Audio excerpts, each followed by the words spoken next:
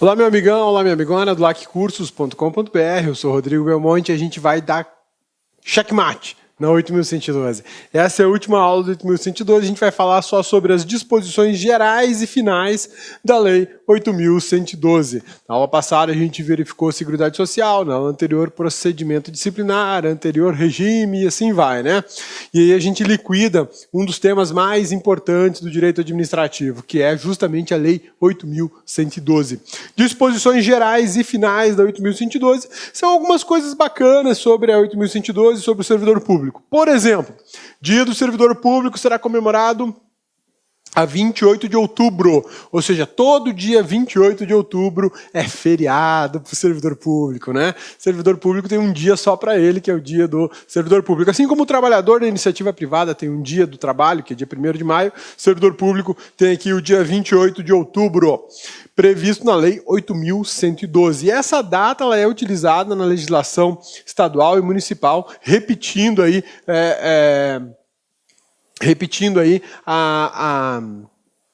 o feriado, tá bom? Poderão ser instituídos incentivos funcionais, além daqueles já previstos nos respectivos planos de carreira. Isso é muito questionável dentro da administração pública. Benefícios, né, prêmios, enfim, incentivos que não estejam dentro da estrutura da remuneração. Vencimento e remuneração. Tá lembrado a diferença? Tem que lembrar, hein? Isso aí cai em prova. E aqui a 8.112 diz o seguinte, que é possível instituir prêmios pela apresentação de ideias, inventos ou trabalhos que favoreçam o aumento de produtividade e a redução dos custos operacionais. Concessão de medalhas, diplomas de honra ao mérito, condecoração e elogio. Olha que bacana isso. Dentro do MPU, onde o Cabeça trabalha, lá já existe isso, sim. Existe incentivo aqui para a produção técnica, exatamente. O servidor pode desenvolver algum trabalho na área jurídica, na área de administração pública, e ele recebe uma espécie de incentivo financeiro para desenvolver aquela atividade. Nem todos os cargos têm, porque a igualdade não imperou ali, né? Só para os analistas, os técnicos não recebem esse tipo de incentivo, o que é uma monstruosidade. Mas, enfim, o que importa é que a 8.112 prevê, e é possível, sim, instituir prêmios, por exemplo, pela apresentação de ideias. Isso é muito bacana, né? O servidor pode ir lá apresentar ideia para melhorar o fluxo de trabalho, para melhorar o gasto da administração, enfim. São coisas que só quem está com a mão na massa pode contribuir. Quem está olhando de fora dificilmente vai ter uma ideia tão útil, tão concreta quanto essas que o servidor pode dar, né? Os prazos previstos na Lei 8.112, a gente viu inúmeros prazos, um monte de prazo, né? Prazo de licença, prazo de afastamento, prazo de processo administrativo, prazo de afastamento preventivo, enfim, um monte de prazos. E como é que contam-se esses prazos? A Lei 8.112 esclarece de forma muito precisa. Contam-se em dias corridos. Exclui-se o dia do começo e inclui-se o dia final. Então, se um prazo vai começar na terça-feira, foi publicado hoje. E segunda-feira, foi publicado hoje, segunda-feira. Começa na segunda? Não, eu excluo a segunda-feira e começo a contar na terça, no primeiro dia útil. O seguinte, mas e se terça-feira for feriado? Não tem problema, vou começar na quarta, tem que ser um dia útil, né? Ou então uma publicação que sai na sexta-feira. Começa na sexta? Não, vai começar a contar no primeiro dia útil, segunda-feira. Segunda é feriado, terça. Se terça for feriado, quarta, tá? E inclui o dia final. Termina no dia 10 de dezembro, então beleza, dia 10 de dezembro, acabou, não tem um segundo a mais, né? Fica prorrogado para o primeiro dia útil seguinte o prazo vencido em dia em que não haja expediente. Isso aqui é bacana, né? Digamos que o prazo vai acabar dia 10 de dezembro, mas no dia 10 de dezembro é feriado, não tem expediente, então eu prorrogo para o dia 11, se for dia útil. É um sábado, então vamos lá para segunda-feira, 12 domingo, 13 segunda-feira. Então, no primeiro dia útil, após o final do prazo, é que vai valer o final do prazo. E a contagem de prazo ela é muito interessante, porque no direito penal ela funciona de uma maneira, no direito processual de outra, e há o risco de confusão. Então aqui a gente exclui o dia de começo e inclui o dia final. Tá bom? Beleza?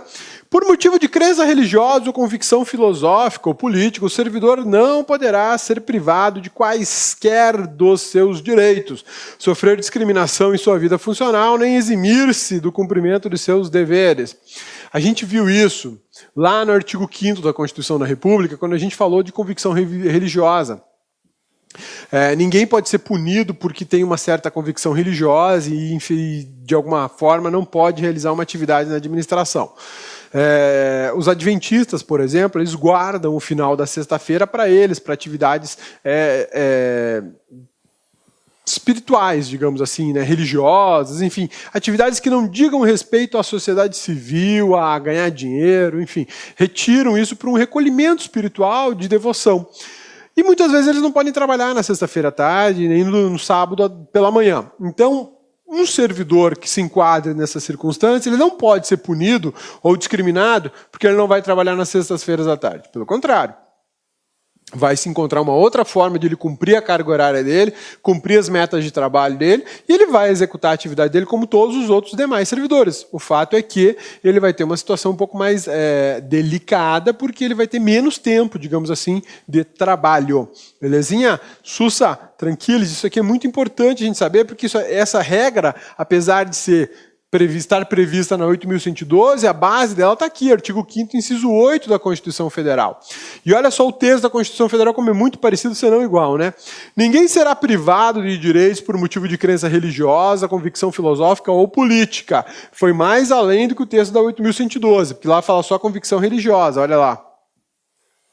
Por motivo de crença religiosa ou não, fala a mesma coisa. Religiosa, convicção filosófica ou política. Mesmo texto, né?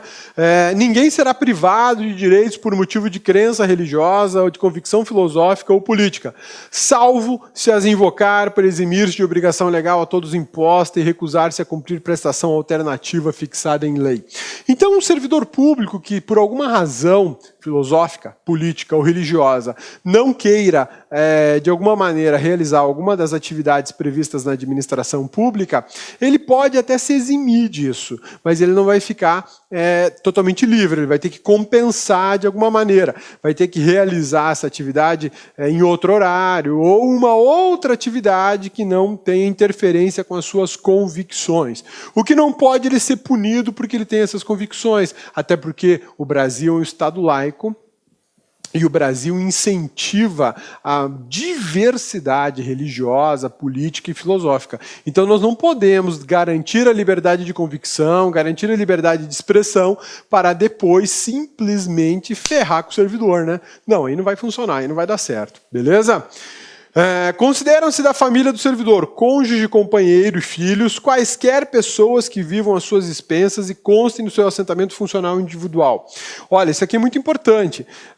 Muitas vezes você tem um agregado em casa, alguém que mora contigo lá, e não registrou isso nos assentos funcionais lá do órgão que você trabalha. Isso é um problema, porque se algum dia ele precisar de algum apoio desse órgão ou reivindicar algum direito pertinente à sua pessoa, ele não vai ser considerado familiar. Para ser considerado familiar, eu tenho que fazer prova de que ele vive às minhas expensas, ou seja, depende financeiramente de mim, e mora comigo, ou vive dependendo de mim. E isso tem que estar registrado lá na minha ficha funcional. Ah, ele não é meu filho, mas ele é um sobrinho, ele é uma criança que eu peguei para criar, enfim, é um tio que está doente, está lá no meu assento funcional essa declaração, tá? Beleza? Sussa, tranquilos, meus amigões. Segundo a 8.112, considera-se sede o município onde a repartição estiver instalada e onde o servidor tiver exercício em caráter permanente, domicílio funcional. Bom, quando a gente fala sede para todo lado, é onde está o local onde você trabalha. É a sede do órgão onde você trabalha, que nem sempre é a sede principal do órgão, né? A sede do órgão que eu trabalho é a Procuradoria da República em Anápolis, fica na cidade de Anápolis, Goiás. Mas a sede do MPF no estado de Goiás é em Goiânia, é lá na Procuradoria da República no estado de Goiás. Então veja que a sede é o local do seu trabalho. Eu tenho uma sede, meus colegas de Goiânia têm outra. Meus colegas aqui de Brasília têm outra, que é a PGR, né? E uma coisa interessante disso tudo é que você passa a ter um domicílio funcional. E esse domicílio funcional ele é obrigatório. Você pode ter mais de um, mas um deles é funcional e ele é obrigatório, que é o seu domicílio funcional. É a cidade onde você exerce suas atividades em caráter permanente. Você não está lá por uma questão transitória, né? Uma diária que você foi cumprir lá, ou um serviço que você foi cumprir de 3, 4 meses. Não. Caráter permanente é quando você fixou residência, escolheu ali como seu local para morar e viver, e é seu domicílio. A gente tem um domicílio pessoal e tem um domicílio funcional. O domicílio funcional ele é obrigatório, que é justamente o domicílio que você exerce as suas atividades profissionais de servidores públicos, né? Porque em breve vocês serão, se é que já não são, né? É bom demais. Ficam submetidos ao regime jurídico instituído por esta lei os servidores públicos dos poderes da União, dos ex-territórios, das autarquias, inclusive em regime especial, e das fundações públicas. Olha que legal. Quem que é o servidor que está sujeito às regras da 8.112? Todos os servidores dos poderes da União. Legislativo, Executivo, Judiciário e MPU. Todo mundo está nesse balaio aqui, a 8.112. Dos ex-territórios, por exemplo, o Acre, que era território, Rondônia, que era território, Roraima, Amapá, tudo isso era território, Fernando de Noronha, né? Território. Quem atuou nessas autarquias territoriais que eram vinculadas à União são regidos pela 8.112. Autarquias de forma geral, inclusive as de regime especial, nós estamos falando de agências reguladoras, né? E das fundações públicas. Quem é que não falou aí da administração indireta? Empresa pública e a sociedade de economia mista. Belezinha? Sussa? Tranquilos? Então vamos em frente, que a gente tem mais algumas anotações, aí, algumas informações sobre a 8.112 e os servidores públicos civis. Detalhe, essa lei só vale para servidores públicos civis, servidores públicos militares é outra regra, é outro dispositivo. Os empregos ocupados pelos servidores incluídos no regime instituído por esta lei ficam transformados em cargos na data de sua publicação. Olha o transformer aqui, né? Transformers, ó. Empregos transformados em cargos. Bacana, né? A gente viu no início das aulas de agente público que emprego público é uma coisa e cargo público é outra. Mas a 8.112, na época da sua vigência, ela deixou muito claro o seguinte: naquela época, na administração pública federal, quem ocupasse emprego público, na administração direta ou nas autarquias, esses empregos públicos seriam convertidos em cargos públicos. Então eu deixo de ser empregado público para ser servidor público. É uma diferença significativa. Eu deixo de ter carteira assinada e FGTS para ter estabilidade na administração pública. Então, isso aqui tem que tomar muitíssimo cuidado, tá? Se alguém falar para você assim, pô, mas é possível transformar emprego em cargo? Alto lá. Segundo a Constituição da República, eu preciso de lei para criar cargos. Se eu preciso para criar cargos, provavelmente para converter cargos vai ser a mesma coisa. E aqui eu tive a possibilidade de conversão de cargos. Pergunto por quê. Por que uma lei veio e converteu cargos? Porque em 1990 valia o regime jurídico único. Então eu não poderia ter, dentro da mesma administração, empregados públicos e servidores públicos. O legislador observou que empregados públicos e cargos e servidores públicos, a vantagem na execução das atividades estaria com o servidor público. Por isso que isso aqui foi convertido. Belezinha? Sussa? Tranquilos? Os servidores não amparados pelo artigo 19 da ADCT, Ato das Disposições Constitucionais Transitórias, poderão, no interesse da administração e conforme critérios estabelecidos em regulamento, ser exonerados mediante indenização de 1 mês de remuneração por ano de efetivo exercício no serviço público. A gente está falando de quê? Olha lá.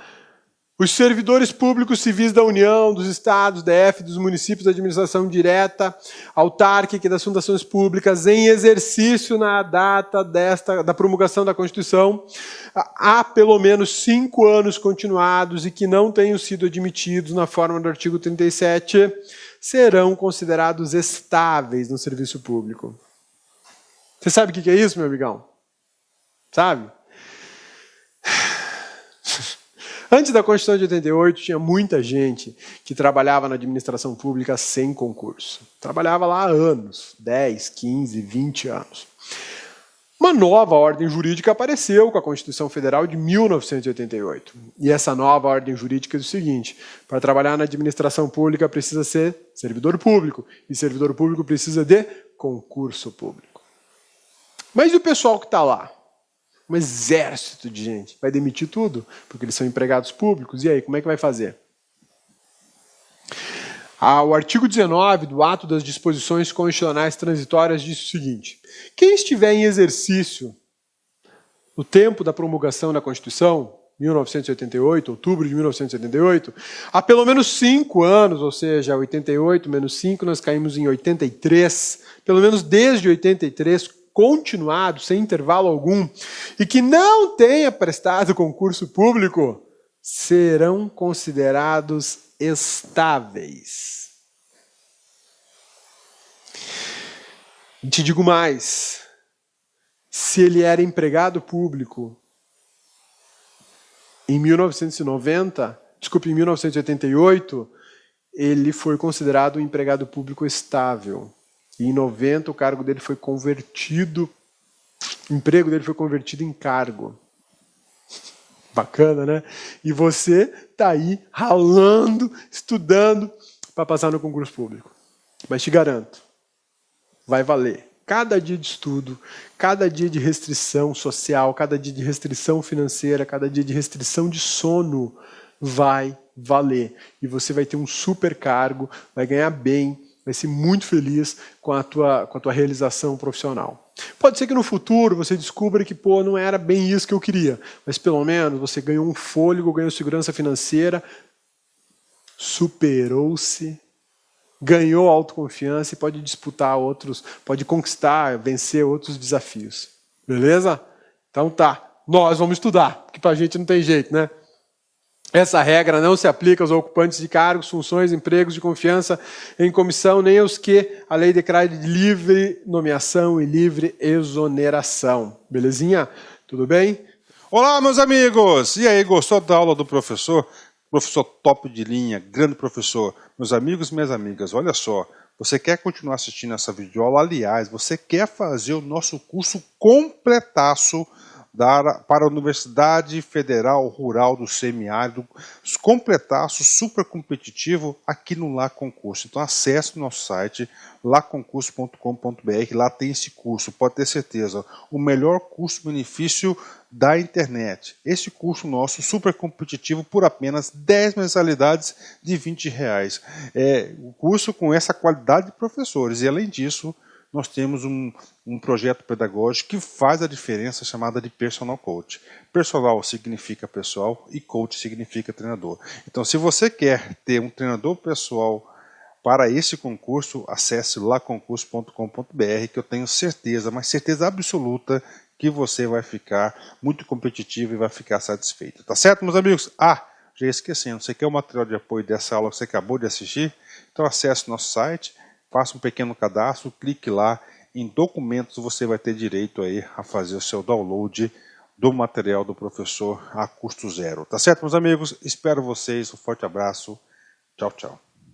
Clique lá